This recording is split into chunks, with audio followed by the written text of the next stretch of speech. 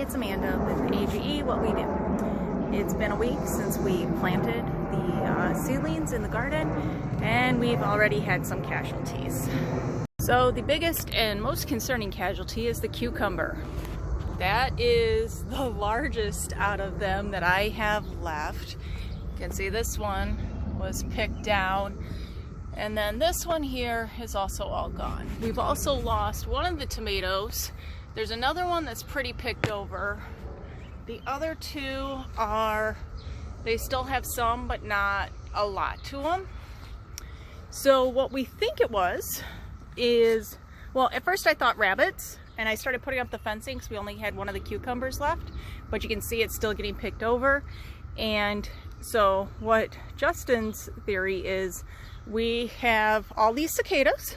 I don't think the cicadas eating them, but because the birds are eating the cicadas and having a good old time, they're not eating moths like they used to. So we actually think it was moths that maybe got into this.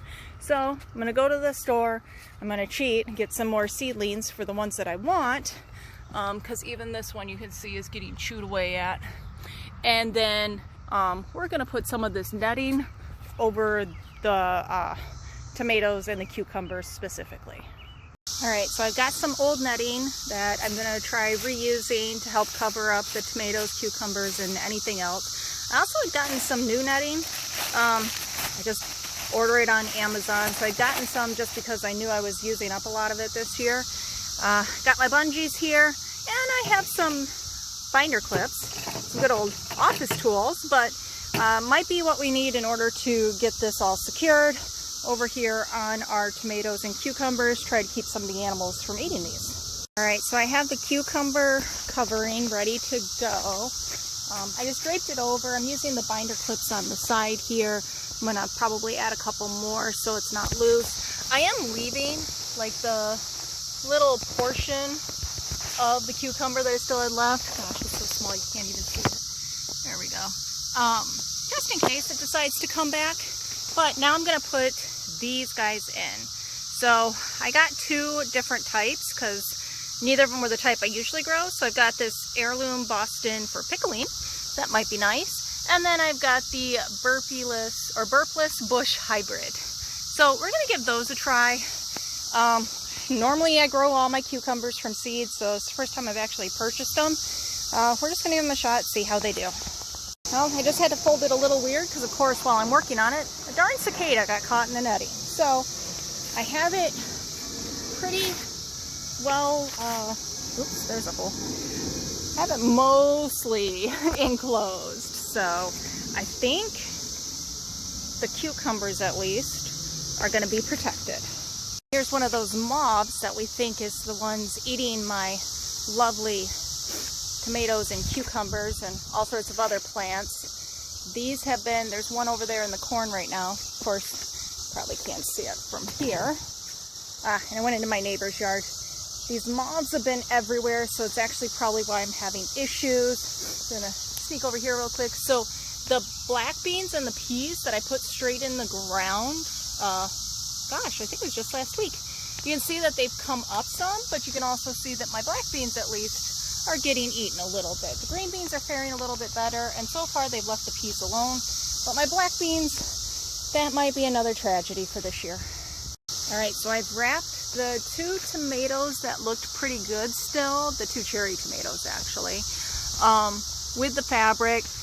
This one I wrapped with some of the older fabric, which I kind of ran out of, but I'm hoping that kind of protects it. This one didn't look too strong anyway.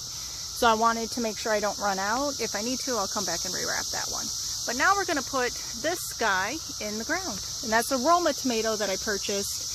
So we'll see. So I put a section of the wrap over here where I have the beans and peas. I also put some spinach and butter crunch there so it's under the netting. So hopefully I can grow a little bit of that because this is looking a little frail over here too.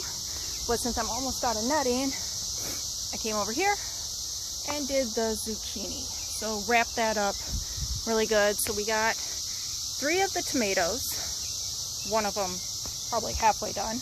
The cucumber's pretty well covered. The zucchini's pretty well covered.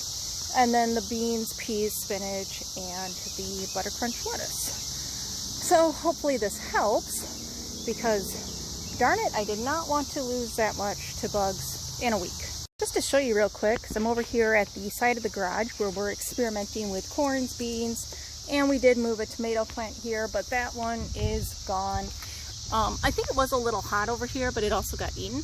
But what's interesting is corn has sprouted, so that's good. We've got 2 of them at least. Oh, no, sorry, I see a couple more. So there's this one here and this one here. So we do have some corn that's sprouting. There's a couple of them that I planted that I don't see yet. So I don't see any beans, but that generally takes a little bit longer, so I'm not really concerned with that. Let's also go take a look at the other corn we have. So it's looking fairly healthy. So we did everything like a week apart because, well, I don't want a bunch of corn at once anyway. But you can see something's already digging in my garden too, so that's not good.